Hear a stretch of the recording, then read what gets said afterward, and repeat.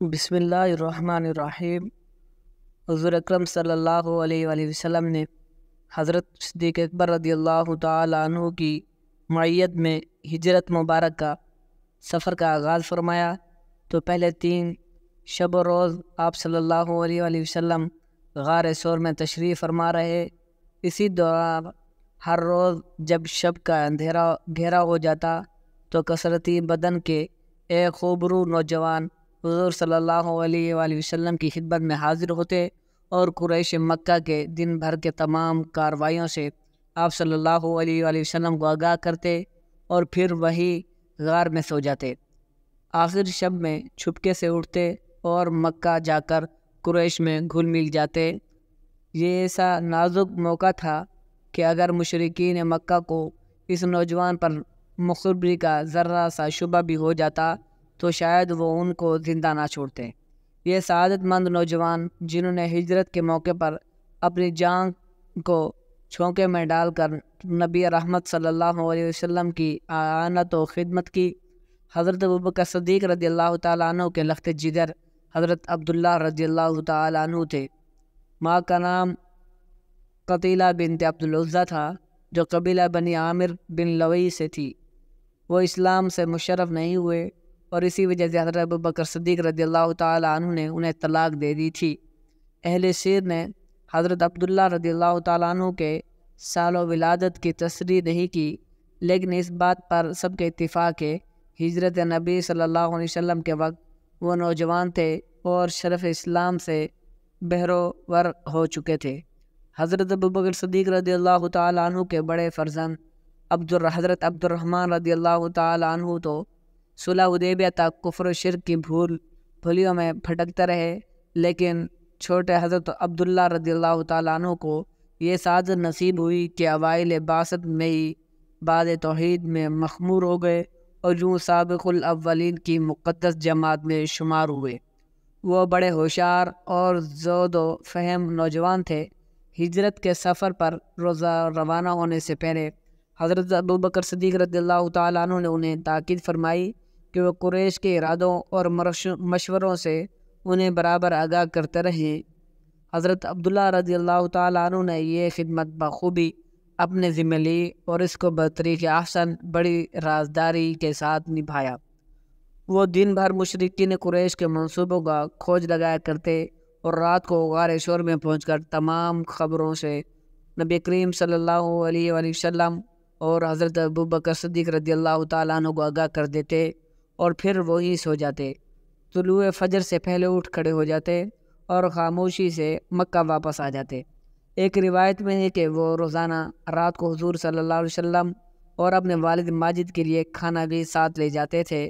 علامہ ابن اسحاق رحمۃ اللہ علیہ کا بیان ہے کہ حضرت اسماء رضی اللہ تعالیٰ عنہ ہر رات حضور صلی اللہ علیہ وسلم اور حضرت ابوبکر صدیق رضی اللہ تعالیٰ عنہ کو تازہ کھانا بھی پہنچاتی رہی۔ اس روایت سے بعض علماء نے یہ نتیجہ اخذ کیا ہے کہ حضرت اسماء رضی اللہ تعالیٰ عنہ خود کھانا لے کر جاتی تھی، اور بعض نے یہ خیال ظاہر کیا کہ وہ اپنے بھائی عبداللہ رضی اللہ تعالیٰ عنہ کے ہاتھ کھانا بھیجتی تھی۔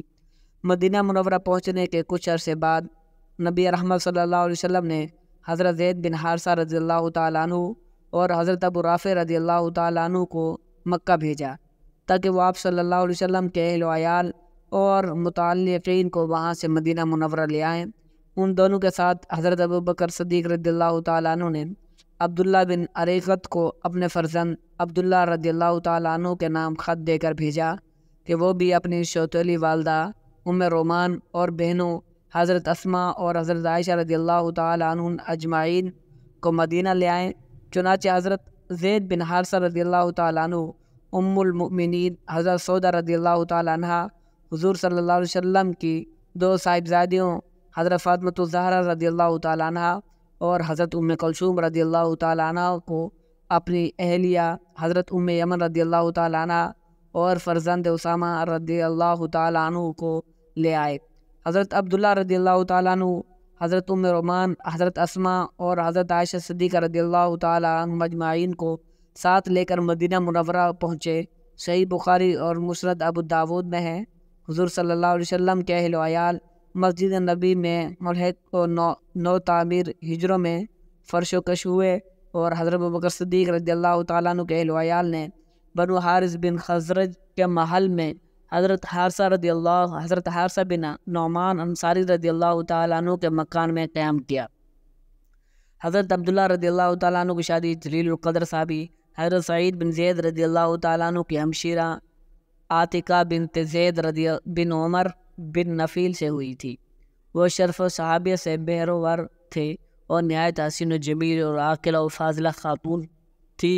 ابن اسیر نے اسد الغابہ میں لکھا ہے حضرت عبداللہ رضی اللہ تعالیٰ عنہ کو اس سے اس قدر محبت تھی کہ ان کے عشق میں جہاد تک کو ترک کر دیا تھا۔ حضرت ابوبکر صدیق رضی اللہ تعالیٰ عنہ ان کے ترک جہاد سے سخت ازردہ ہوئے۔ چونکہ حضرت عاتقہ رضی اللہ تعالیٰ عنہ حضرت عبداللہ رضی اللہ تعالیٰ عنہ کو جہاد پر جانے پر مجبور نہیں کیا تھا، اس لیے حضرت ابوبکر صدیق رضی اللہ تعالیٰ عنہ نے حضرت عبداللہ رضی اللہ تعالیٰ عنہ کو حکم دیا کہ وہ عاتقہ کو طلاق دیں۔ پہلے تو وہ کچھ عرصے ٹالتے رہے، لیکن جب والد ماجد کی طرف سے اصرار ہوا تو انہوں نے اطاعت والدین کے حکم الہی کے مطابق طلاق دے دی اور یہ اشعار کہیں: اے عاتقہ، جب تک سورج چمکتا اور قمر بولتی رہی میں تجھے نہ بھولوں گا۔ اے عاتقہ، میرا دل شب و روز بصد ہزار تمنا و شوق تجھ سے لگا ہوا ہے۔ مجھے جیسے آدمی نے اس جیسی خاتون کو کبھی طلاق نہ دی ہوگی اور نہ اس جیسی خاتون کو بغیر گناہ طلاق دی جاتی۔ حضرت صدیق اکبر رضی اللہ تعالیٰ عنہ بڑے رقیب القلب تھے اور ان اشعار سے بہت متاثر ہوئے۔ انہوں نے حضرت عبداللہ رضی اللہ تعالیٰ عنہ کو رجعت کرنے کی اجازت دی۔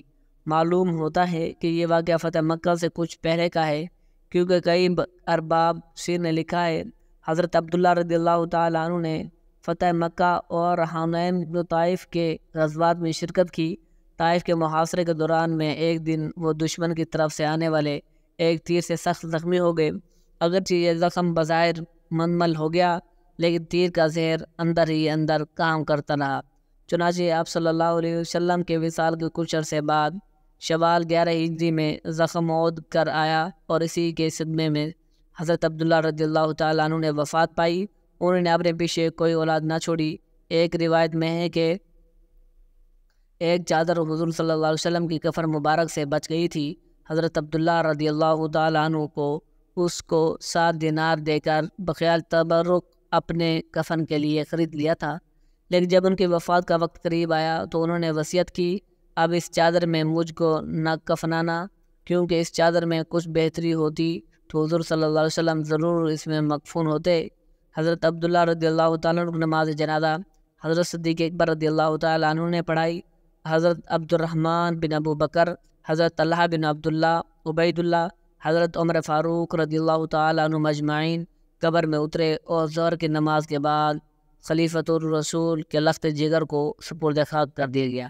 چونکہ حضرت عبداللہ رضی اللہ تعالیٰ عنہ کے طائف کے غزوے میں لگنے والے زخم کی وجہ سے فوت ہوئے تھے، اس لیے بعض اہل سیر نے انہیں شہدائے طائف میں شمار کیا ہے۔ حضرت عاتقہ رضی اللہ تعالیٰ عنہ کو اپنے محبوب خاوند کی وفات سے سخت صدمہ پہنچا اور انہوں نے ایک پر درد مصرع کہا، جس کے کچھ اشعار یہ ہیں: قسم کھا کر کہتی ہوں تیرے غم میں میری آنکھ روئے گی اور میرا جسم غبار آلود رہے گا، زہ قسمت اس آنکھ کی جس نے تجھ جیسا جنگجو اور ثابت قدم نوجوان دیکھا۔